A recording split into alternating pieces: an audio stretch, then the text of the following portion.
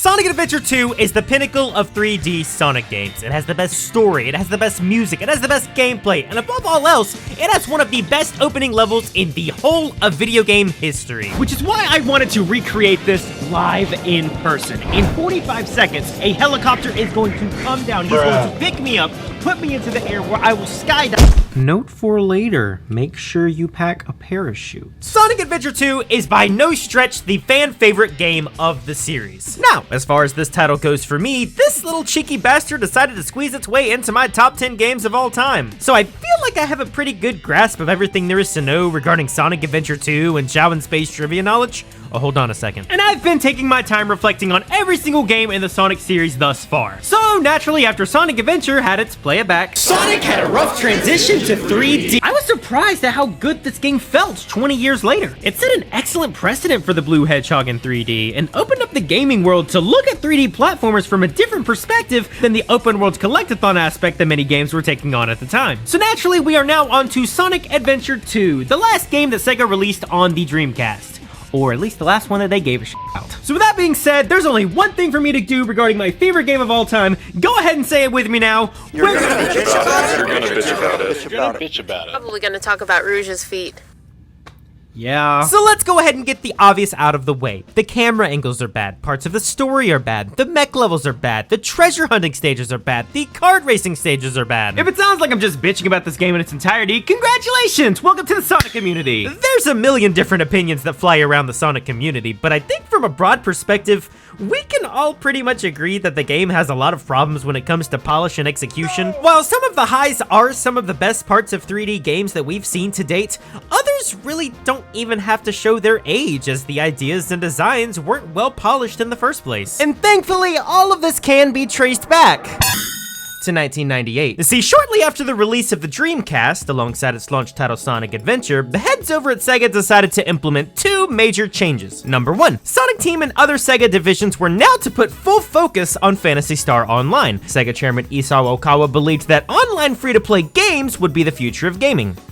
He wasn't wrong. Also, remember that name, it'll be important. Number two, after Sonic Adventure came out, 12 members of Sonic Team moved to San Francisco, California to establish Sonic Team USA, meant to work on localizing Sonic Adventure and patching the game's bugs and glitches for the Western release. Not only that, but these 12 members right here, were responsible for leading the development of the next title in the Sonic series. If you're wondering why there's 13 here, that's John Cena. Now, to give you a perspective, the original Sonic Adventure had a team of 60. So it kind of makes sense why Sonic Adventure 2 has the amount of polish that it does when you cut back from 5 developers to 1. But that didn't stop Sonic Team USA from starting work on the next title as soon as they were able to, as development started to kick in around November of 1999. Concept art, general ideas, and story structure started around this time, but keep in mind, this was a game created for the Dreamcast. I've seen fast food lines with longer lifespans than this. While development did continue smoothly, on the other hand, Sega was digging deeper and deeper down into this Dreamcast hellhole. It's no secret at this point that the Dreamcast was an absolute disaster, so while Sonic Adventure 2's development was actually progressing very smoothly, Sega was continuing to dig deeper and deeper down into this Dreamcast hellhole. Now, I knew that Sega was bad in the late 90s, but I was not aware of the true torment that lied ahead of the company for the next couple of months. While selling their Dreamcast at a loss, Chairman Isao Okawa and the rest of Sonic Team were at war with each other, fighting over dropping out of the console market entirely. See, I told you that name would be important. All this while Okawa was pumping millions of dollars of his own money into the company and even Phantasy Star Online's development just to keep Sega afloat, offering anybody who would buy a Dreamcast 1 free year of Phantasy Star Online,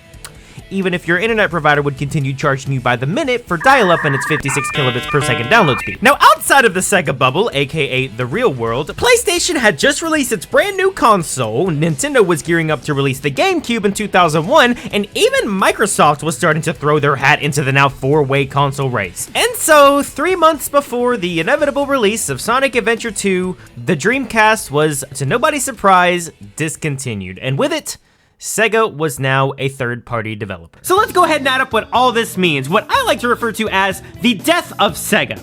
Sorta. Number one, Dreamcasts were now a discontinued console, meaning that this brand new entry in the Sonic series was now available to the open market on a console that could only be found in the bargain bin.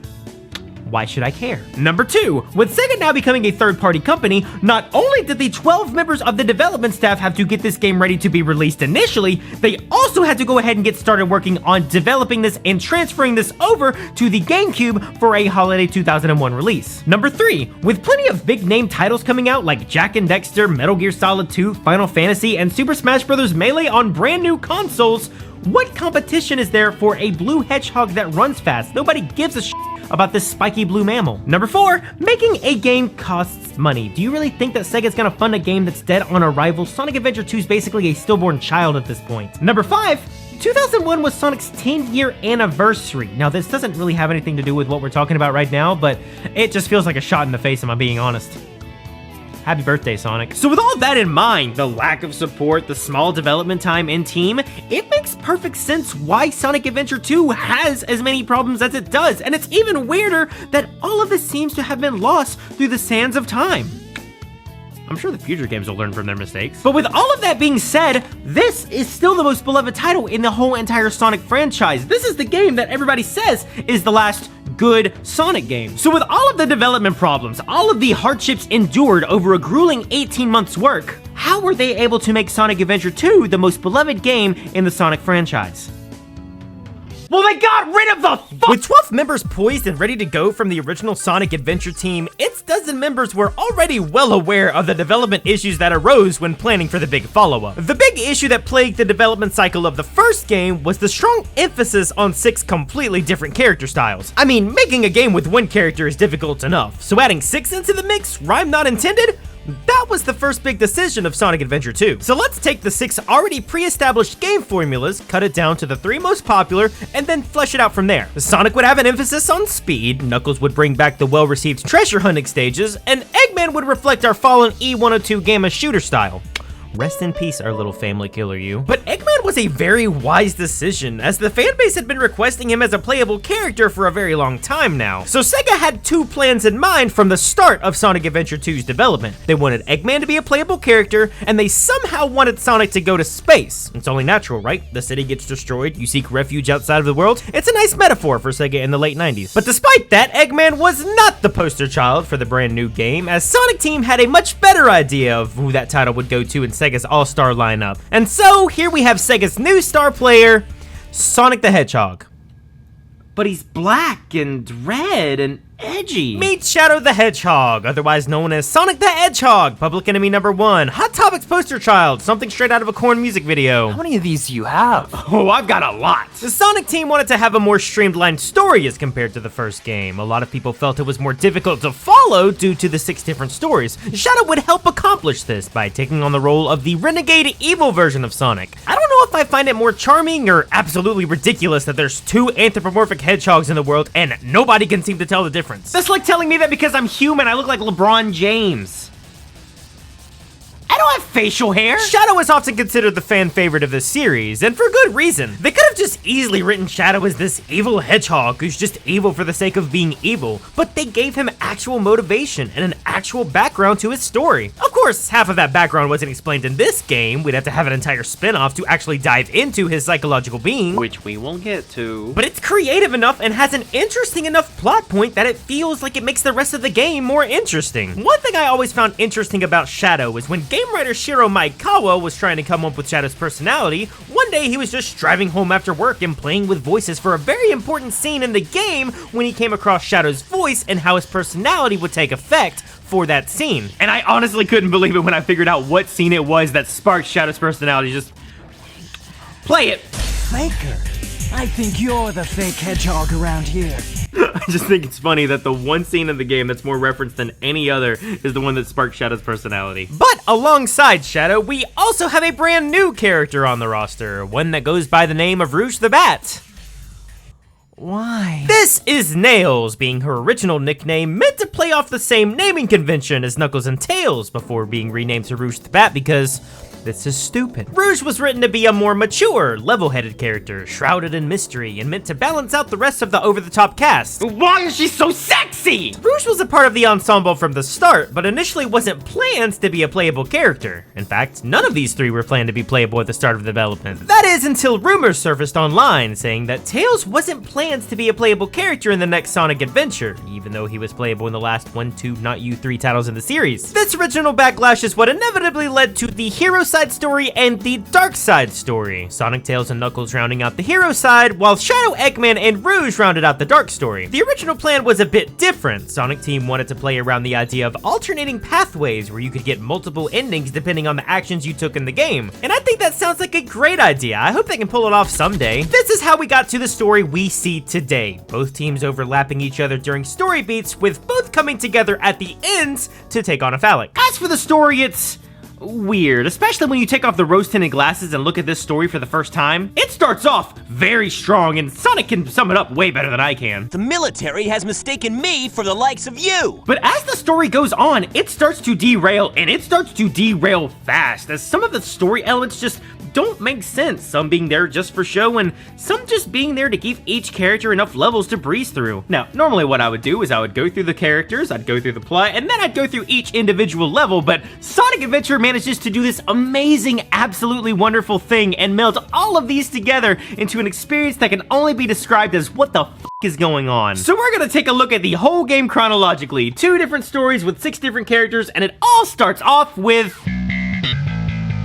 I don't know what else to say that hasn't already been said about City Escape. I could talk about this for hours. I have a dissertation. Jumping out of a Sigma Alpha 2, and yes, that's the actual name of the helicopter, we hit the San Francisco-inspired streets and longboard down on a piece of helicopter debris. Jumping off ramps and barreling through cars while Crush 40 plays in the background, this is exactly how you start a Sonic game. One of the main points of focus on Sonic Adventure 2 during development was tempo, creating a game in which you could consistently gain momentum and breeze through levels with high action and style. And City Escape does this best. The level's pacing is fantastic. It introduces an active threat, which for once is an Eggman, which is a really nice change of pace. And it also introduces the new grind shoes mechanic. Chow in space. I think the most overlooked part of City Escape is that it actively tells a story throughout the first level, from evading the gun forces to barreling down the highway while being tailed by a giant vehicle. This is exactly how you show off an opening level to a video game. I personally feel like the controls for Sonic Adventure 2 feel better in City Escape. The camera does a great job at focusing on Sonic in the action. Locking onto enemies feels a lot smoother than it did in Sonic Adventure. I love the new addition of grind rails, as can be seen by the opening cutscene. Again, this would go on to be a series staple, and I think it was okay as far as the rest of the levels go, but we're not focusing on that right now. Let's go back to the positives. Not much else is new in Sonic's bag of tricks. These would all come up in power-ups later in the game. We'll get to this one too. But it also can't be overstated how cool it is to have the Chow boxes in each level, granting us access to the Chow Garden at the end of each stage rather than entering it through the overworld whenever we feel like. Which, yeah, we'll also get to that too. I know the fan base is dying to hear about that one. Afterwards, we finally meet Sonic the Hedgehog, who's not Sonic the Hedgehog, who's just an antagonist who gives off no ulterior motives whatsoever, and then Sonic gets captured by the military. I genuinely love the first level of City Escape. It feels like the brightest the Sonic series has ever been, and it feels like a genuine upgrade over Sonic Adventure. I guess if I had to make one major criticism is that we don't have any motivation behind Shadow other than Black Hedgehog bad. But I'm not gonna be upset about that though. This game is marketed towards kids, which is another reason why this wasn't selling well. Kids weren't buying Dreamcasts, their parents were buying Nintendo 64s, put it at number 6. But the plot so far is great. It's memorable, it's creative, and I'd rather Sonic take on the enemy of the state route rather than just Sonic loses to the big time villain. It adds a sense of mystery and makes us wonder as the player, what's Sonic gonna do next? How's he gonna get out of this one? Well, that's unexpected. Yeah, kind of a weird transition to go from the high-stakes Sonic missions to introducing this parallel to Knuckles that we've never seen before. Of course, that's not as weird as Knuckles just breaking the Master Emerald into a million pieces, which, by the way, has seen a massive downgrade since the first game. I mean, I get that they needed to have a way to have Knuckles included in the story, but this just feels like lazy writing. Contrary to popular opinion, though, I don't actually dislike the Knuckles levels. In fact, in a lot of ways, I think these are better than the ones in Sonic Adventure 1. The hate is coming in very strong today. See, Knuckles levels are all about exploration, so with the new and updated level designs of Sonic Adventure 2, it really goes to show how fleshed out these new assets in these levels are. Looking back at the first Sonic Adventure, you can tell they were still getting their feet wet with this new hardware. The levels feel like they took Sonic's levels, slightly rearranged them, and just threw Knuckles in there. But here in Sonic Adventure 2, this is built with Knuckles in mind. It really goes to show the amount of detail that was put into all of these landmarks that add the sense of atmosphere. It doesn't feel like a reworked version of a previous stage, rather, this is a fleshed out place. But let's talk about the elephant in the room. Nobody likes that you can only search for one emerald at a time. It makes no logical sense that Knuckles as a character would only be able to sense one emerald at a time. You could be right next to an emerald and not be able to sense it even though it's right beside you. Congrats, Sega, you took one step forward and one step back on interactive storytelling. I won't lie that it does feel pretty rewarding when you do find it randomly in the wild, but on the opposite hand, I also think people overstate how bad this mechanic actually is. I genuinely love the hint system and incentivizes the player to actively explore the levels to see all the small little details that the developers came up with. It creates more of a puzzle aspect rather than randomly flying around and hoping that you run across the emerald as quickly as possible. Because of that, this feels more fun, and I think it's better than Sonic Adventure 1. Now that doesn't mean it doesn't have its faults. I do think a smart idea would be to make different colored computers, possibly to help signify which emeralds have hints. That way they could still show more than just one. I understand they wanted to have an easy interface with an emphasis on speed, but I don't know, I'm not a game dev. As for the level itself, I do enjoy Wild Canyon. I think the wind tunnel is an instantly recognizable landmark, and being the centerpiece was an excellent design choice. The Egyptian statues are a nice addition too. It's just filled with so many landmarks that make the level memorable rather than here's an extension of Speed Highway, here's an extension of Mystic Ruins, here's an actual cool level. Wild Canyon also isn't that big. I repeat, Wild Canyon isn't that big. But I like the first Knuckles stage. It's a solid level, it's the perfect size to find emeralds, and I just hope it doesn't go downhill from here. Tails is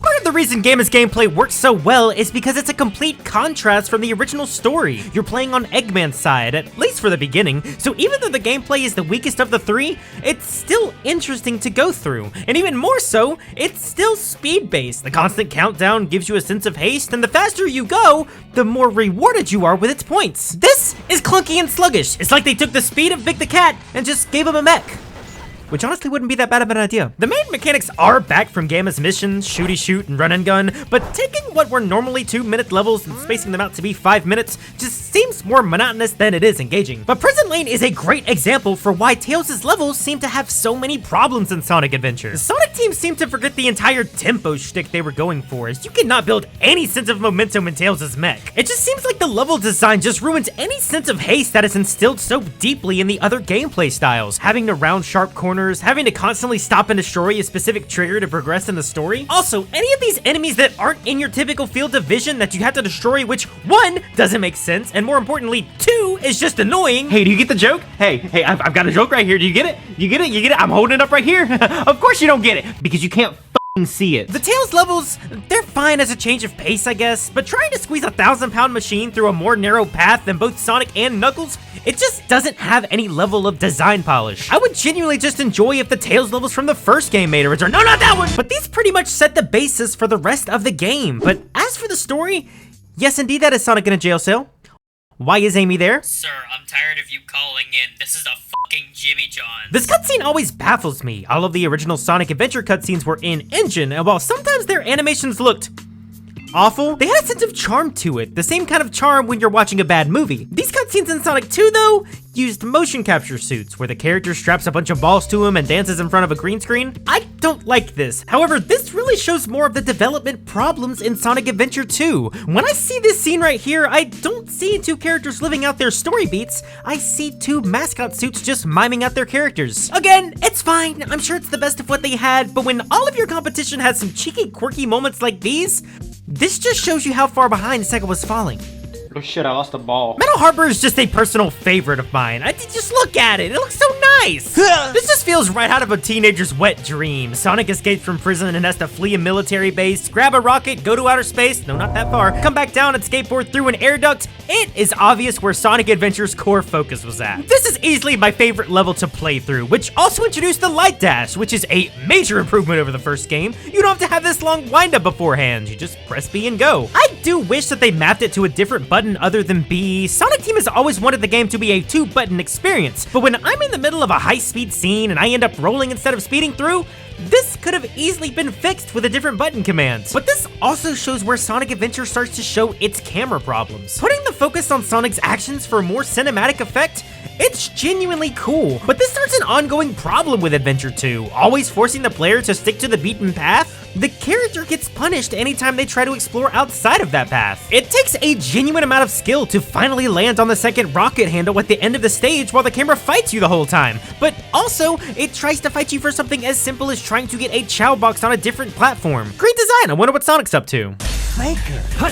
Do you know who I am? Bankrupt? We're choosing another Sonic level right after Metal Harbor. Even weirder that of the 16 levels in the hero story, 3 of Sonic's are in the first 5. I'm sure that won't cause any pacing problems later. It's just fun. There's honestly nothing much to it, but these problems still start opening up and show why the camera causes so many problems. With a streamlined game, sometimes the game just will not work with you. Taking an alternate path, trying to even follow the game's pre-scripted path sometimes gives you difficulty. I know these levels in and out, and sometimes I still even have trouble when I'm doing exactly what the level expects of me. However, I did learn something new today, that if you hold the jump button down, you can actually plunge deeper and hit these balloons. What?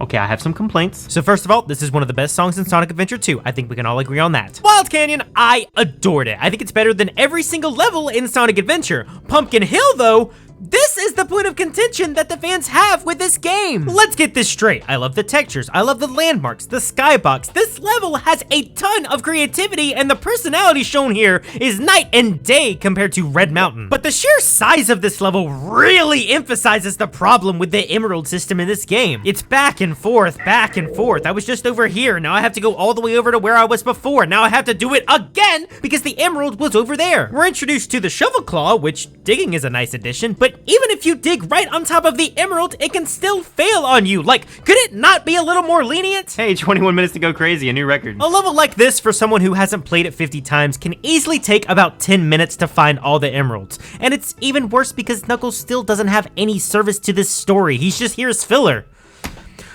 Let's just talk about Mission Street. I am gonna have to book another therapy session after this one. Barring the happy-go-lucky music while the government is chasing you with rockets flying through the air, I think Mission Street is a vast improvement over Prison Lane. It's a lot more open, and it's a nice little street chase to go along with the 4 out of the 5 non-Knuckles levels that have just been running from the law. But remember when I said Tails originally wasn't going to be playable? You can definitely see these are reused assets pieced together. I'm not gonna harp on it though. Using the most of what you've got is common in video games, and at least this level introduces the levitate mechanic. Still really bothers me that the music doesn't match the chase scene. Yeah, I don't know, it's kind of weird for me too. I actually kind of like this level. It's a bit hard to navigate at first, but compared to most water levels, I genuinely don't get that frustrated. I like how each individual section feels different from others, and I like how each segment in the middle moves alongside the water, so it's easier to understand your relative position. Now, as for the level itself, why are there so many ghosts? Again, why are there cars in a mine shaft? Why is Eggman pissing on the moon? Half of the moon is gone? So far the story is just odd. Angel Island got blown up, Amy is here for some godforsaken reason, and Eggman blew up the moon and we have no reason why. You know, as a kid I played the dark story first, so when going back through on the hero side of things, I understand what all of these plot points were. But when separating the two and seeing just what's going on with Sonic and friends, it is a really disjointed series of events so far. I guess you could say that's kind of the point, leave the players with a sense of confusion, kind of like the confusion of the characters in the game, but the crew is not really commenting much on this. They're just responding to what's going on at the current moment. Oh, hey, Knuckles is here. I love how Sonic the Hedgehog's the most wanted criminal in the world and he just waltzes into the president's limousine like it's no big deal. And I love how Tails just appears out of nowhere and is like, I got it! He's transmitting from the space colony ARK. No shit! He's on the moon, he just blew up out of the Hidden base is up next, with nothing saying hidden base like putting your face on every surface imaginable. This also makes the 5th stage in a row where we haven't played as Sonic. Sometimes this level is okay, and then other times it just makes Tails feel just as claustrophobic as the levels before. I'm running out of energy to keep adding criticisms to this game I love so dearly. I'm taking a cereal break, so I'll just leave off by saying the monkeys are cute. Pyramid Cave is up next, home to my favorite upgrade, the Bounce Bracelet, allowing Sonic to get to higher grounds by, I think you get the picture now. I think it's a solid level. I think the hallways can be a bit aggravating by going back to the railroaded camera angles that I mentioned before, but it does give me some of my favorite visuals in the game so far. I think my only major criticism would be to take out these ghosts, because I, for one, am getting particularly tired of seeing them. Next, we have Death Chamber, home to the Iron Gloves upgrade and the worst damn hallways in the game. It's just way too big for a Knuckles level, and it makes it worse that it's closed corridors, meaning even if I use hints and pinpoint exactly where the keys are in the first go, sometimes it can take me 10 minutes to find all of the keys to open a single door, which is a dumb story element, by the way. And the whole entire layout is just really poorly designed. Oh yeah, let me see that real quick. Oh yeah, just... Another odd choice to have 2 boss fights back to back, but I actually enjoy this fight. You gotta get behind this egg golem and climb your way up to his head. I think this is a much cooler mechanic than just hitting him 3 times and he gets knocked out. But then our group of heroes goes to space. All of the pieces of the Master Emeralds get knocked out of the cargo bay. Knuckles, why are you still here? We discover Tails has a plan to blow up the space colony Ark with a fake emerald and a little backstory to how the Ark got there. Amy, why are you still here? It's a little bit jarring that we're this far into the story and we're finally seeing some proactivity from the Sonic gang. But hey, let's talk about Eternal Engine. Sonic!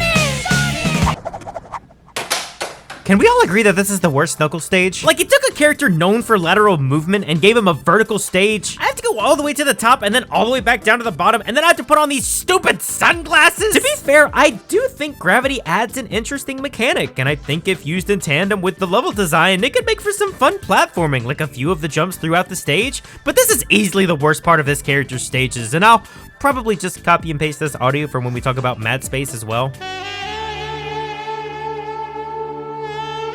Crazy Gadget gets a lot of hate, but I'll tell you this.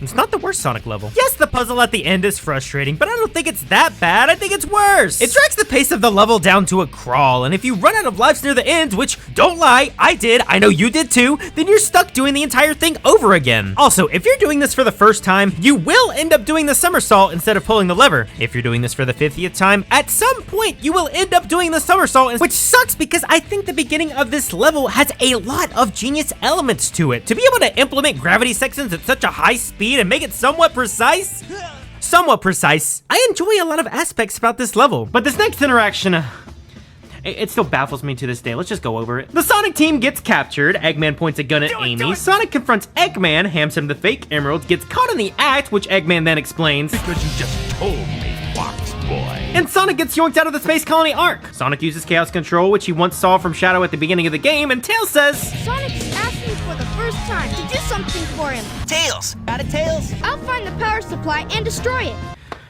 It's just, I wish they wouldn't have shafted Tails like that. He deserves so much more. Come on, man. Please, will you just fucking shoot her? But then we get to Final Rush, the finale of the hero story, and the most up level of all. This should be the most polished level in the game, racing through space, the clock ticking against Shadow, except not really, trying to get the fake emerald to the cannon in time, but every single place you turn, you're just thrown about and falling off the rails, and there is almost no polish to this level at all. It's supposed to feel cool, it's supposed to give you that high-speed adrenaline, until you, again, do exactly what the game expects you to do as it rips the rug underneath you as you fall for 20 seconds waiting to die. No? Okay, I can wait. This just isn't it. It's such a bummer to see mechanics like this, one of the coolest aspects of the game, butchered in such a way. I'm sure they were trying to hurry up and get this completed, as most of it's just floating platforms and there's almost no atmosphere, pun not intended, but compared to the other Sonic levels, this just blows. And this final boss fight blows too. Anytime you try to attack Shadow, it's just a guessing game of whether or not he's gonna be able to counter you on this seemingly infinite straight highway. At least it has rings littered across it, so you don't get knocked out when you inevitably fall off the edge. And that was the hero side story. Sonic comes in, saves the day, and Amy, Knuckles, and Rouge have almost no service in this story whatsoever. But then we get to the dark side story, taking place before City Escape, and while Eggman is trying to infiltrate one of Gun's secret bases. Locate and stop the intruder from entering the security area. That's basically the opening. There's no joke here. We're just going right into the levels. Iron Gate starts off Eggman's story, and I've gotta say, it does a better job at interactive storytelling than any of the levels in Tails' story. You infiltrate further and further into the compounds, with each security gate continuously going up in numbers to show your progression. Gameplay is mostly the same, which means it still has the same problem that Tails stages have between each feeling too cramped and targets being a nuisance rather than a fun obstacle. I will say though, this level feels like it had Eggman in mind during its creation. It aesthetically fits, and even though it does still feel claustrophobic, I still think I prefer Iron Gate to any of the Tails' levels. Following Iron Gate, Eggman is introduced to our star child of the Dark Story. What's that? Is that you, Sonic? Also known as Dr. Robotnik, Dr. Eggman is an evil scientist with an IQ of 300. You know, you'd think being the smartest person in the world, you'd be able to tell the differences between two hedgehogs. I know, right? It's like, what were the writers even thinking? Probably worried about putting tits on a bat. Oh yeah, that makes a lot of sense. By the way, has anyone ever told you look like LeBron James? Sonic EXE unveils the whole of the Dark Story from the beginning. Shadow wants to use the cannon on the space colony Ark to destroy the Earth and avenge his companion Maria that died over 50 years ago. Who is never elaborated upon in this game. Rouge the Bat follows up, getting her first level, and I actually think I like this a little bit better than Knuckles' Wild Canyon. At least as far as aesthetic and music goes. No matter what, it's a good start in comparison to the inevitable. My main criticisms are the same as everyone else. Traveling from one area to the other can be seen as a nuisance, but there is a bright side to this. We have a cute turtle.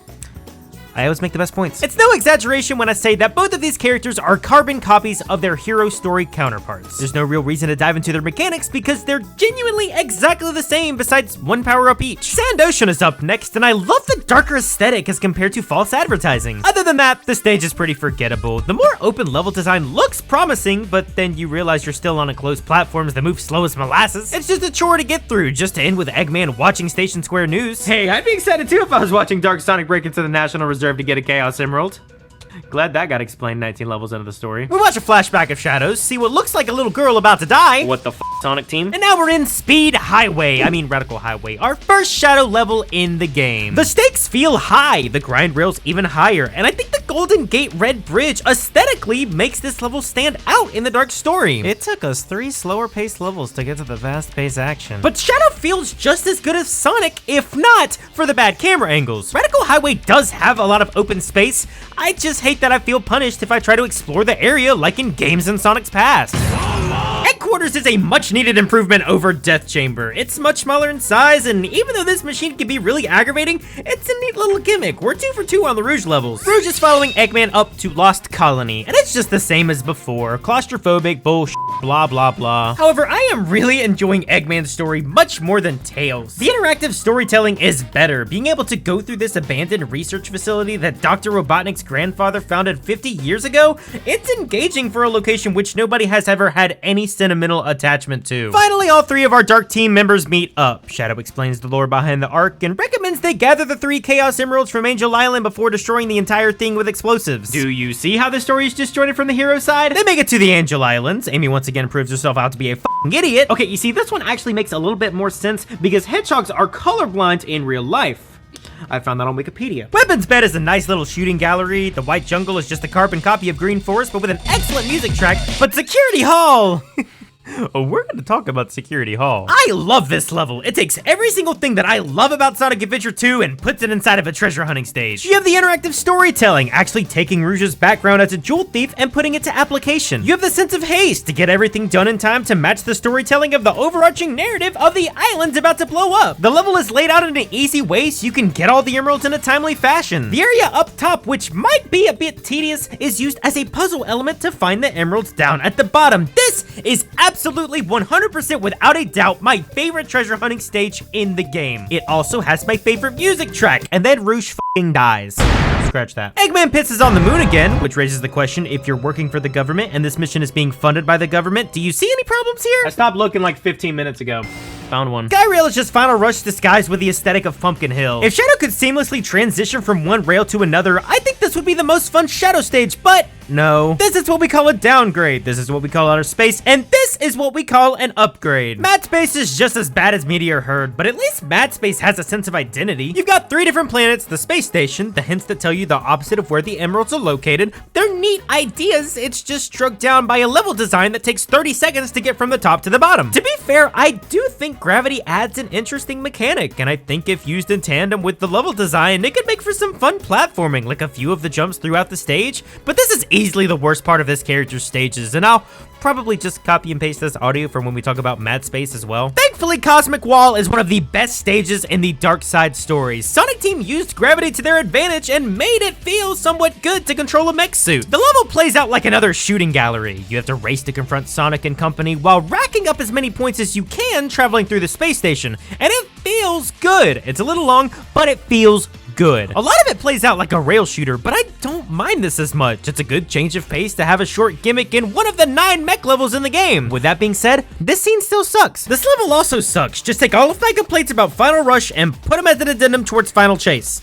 Also, this final boss still sucks. To be honest, I don't know which story I like better. The hero story has higher highs, but the dark story feels more consistent. But of course, that's not the end of it, because as you all know, unless you don't, there's one additional story, the question mark story, that brings together all 6 characters for one final mission. And this does not disappoint. For the first time, we see the villainous Eggman and the Sonic game teaming up to take on Robotnik from 50 years in the past. Dr. Robotnik, this one, not this one, or maybe it's this one, planned to create a weapon to save humanity named the Ultimate Life Form before the government seized the project and shut it down, while also, well, I'll get to that. You know, I'm glad to see the story being more fleshed out and having some weight to it, bringing in more realistic concepts like military corruption, but it's just disappointing because you can tell that so many of these concepts were cut to make changes like this happen. Thankfully, the level itself is genuinely fantastic. When I talked about Sonic Adventure, I said, this is your first big outing. You could have taken all of these 6, scratch that 5, characters and had them travel around the world to get the Chaos Emeralds in one last climactic level. And this gives me exactly what I wanted. We're not gathering Chaos Emeralds, but we're trying to get to the center of the core and stop the Ultimate Life Form by using the 6, scratch that 5 characters. I personally think these 2 are some of the strongest Eggman and Tails levels, and as for Rouge and Knuckles,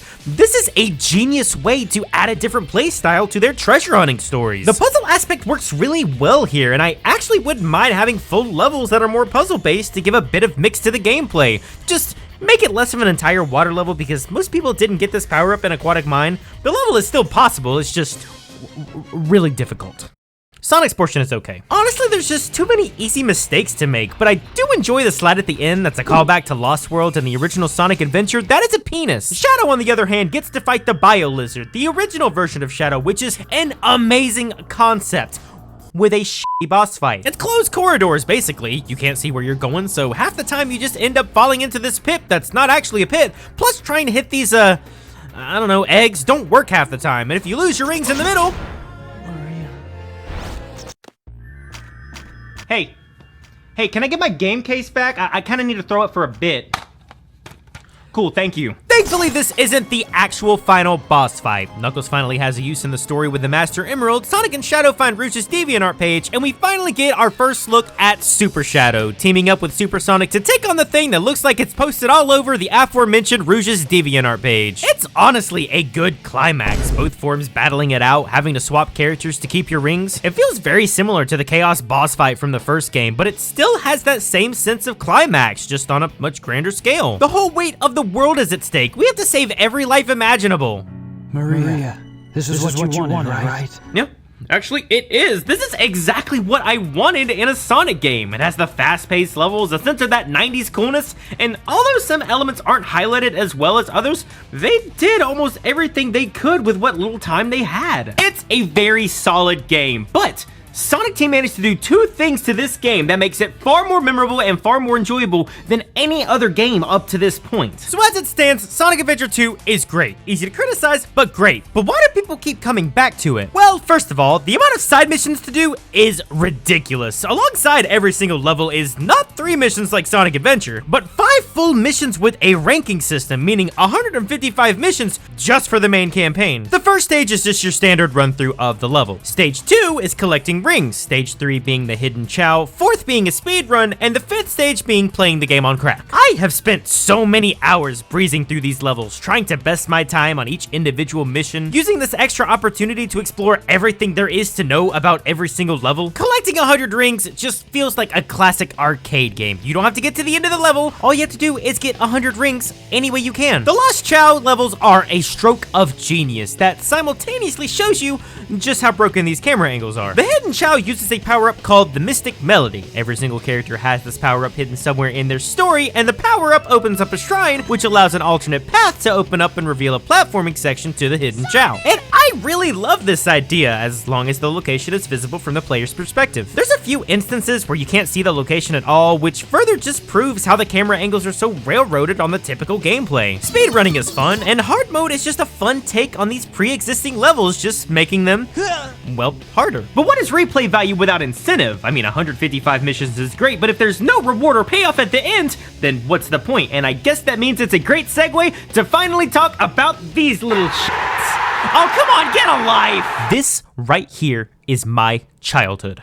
Quote that. Sonic Team took everything we loved about the Tamagotchi system of the first game and perfected it. Mechanically, it works the same as before, but now we have the introduction of the Hero Garden and the Dark Garden, meaning every single Chow can expand upon their bonds and have a far more noticeable personality. If a dark character takes care of you, they end up in the Dark Garden, but if a dark character abuses you, you end up in heaven, which is a really weird moral concept to grasp. And this feels so much more immersed with the normal game. With Chow boxes being in every single level, it's so easy to transition into the Chow Garden to be able to utilize and grow with your companions. I just transitioned out of this level. Cool, let's go to the Chow Garden, drop off all these animals and chaos drives, and then come back into the next one. And these chaos drives were also an excellent addition. Not only do they not change the appearance of your Chow into whatever the fuck this is, but you can individually raise each stat without having to hinder any of the other abilities. And that's just scratching the surface. Chow Doctor, where you can view the breeding stats of your child. Kindergarten, where they can learn skills and hear this song that gets stuck in my head to this day. And Chow Karate, Sega's first dive into the world of animal cruelty. Come on, let's go! Come on, let's go! Do it! Come on, And that was Sonic Adventure 2, one of my favorite games of all time, and just an all-around pleasant experience. I know it sounds like I just did nothing but rag on this game, but there is so much history here that I didn't know about that nobody talks about, that I felt like I had to cover this so we can understand why the decisions were made in Sonic Adventure 2 that just make it an okay game by today's standards. If they had enough time to do exactly what they wanted to with this game, we might not be talking about one of the greatest games in the Sonic series, we might be talking about one of the greatest platformers of all time. When you strip away everything and look at what it could have been rather than what it actually came out to be with all of the cutbacks, this game is a genuine masterpiece, and I say that very, very, very, very, very, very loosely. I don't really have much more to say about this game. I could go into the battle, but it just added a multiplayer mode and a couple extra things, and that's it. So the only thing that I really have to end off on is what happened to Shadow?